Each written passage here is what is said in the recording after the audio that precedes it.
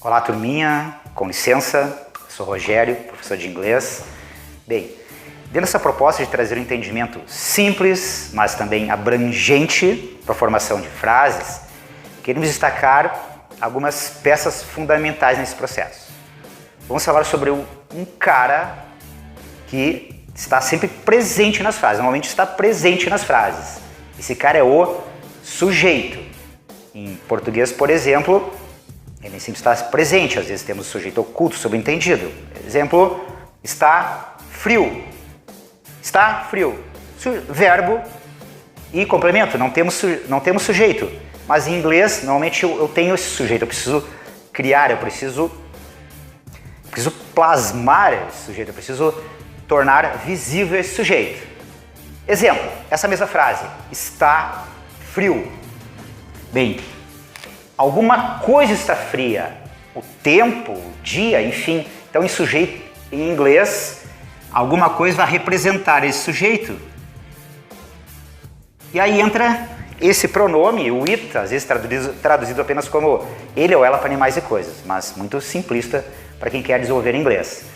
Então, esse it existe para suprir necessidade, para representar esse sujeito que eu preciso. Então, já tenho o sujeito, it é ele, então o verbo para ele is cold. Está frio. Sujeito, verbo e complemento. Outra citação, comumente usamos assim, pensamos em português e aí queremos fazer a frase. Tem um garoto em aula. Então penso normalmente assim o verbo ter.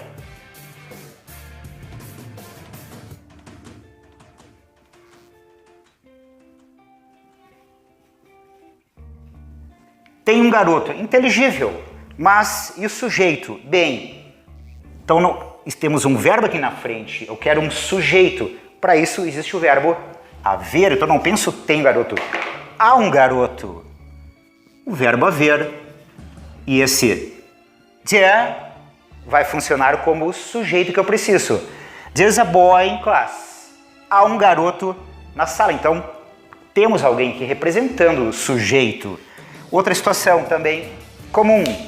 Pensarmos assim em português primeiro, então, com um verbo no início. Morar na cidade é legal. Exemplo. Então, morar, live.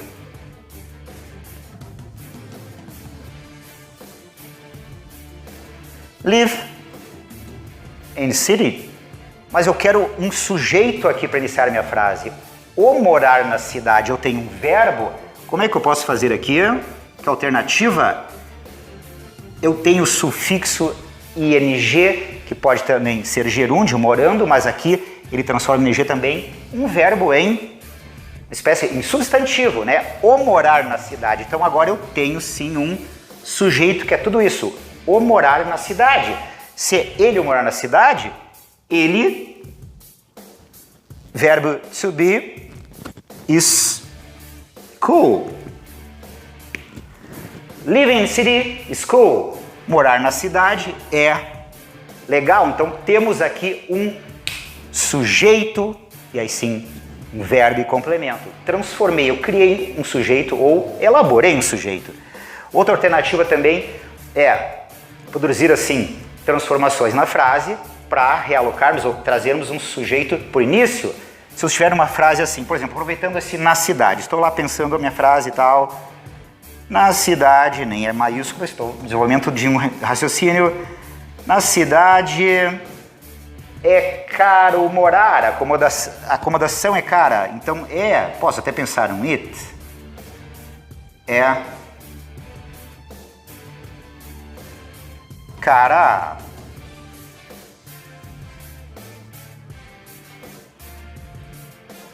A acomodação na cidade, então, aqui na verdade em cima é a frase. O it pode ser o sujeito, mas eu posso também pensar minha frase trazendo um substantivo bem claro para o início. Não é? Por exemplo, o substantivo acomodação pode ser o meu sujeito. Então modifico, eu posso também deslocar elementos na frase. Eu trouxe ele seria. Também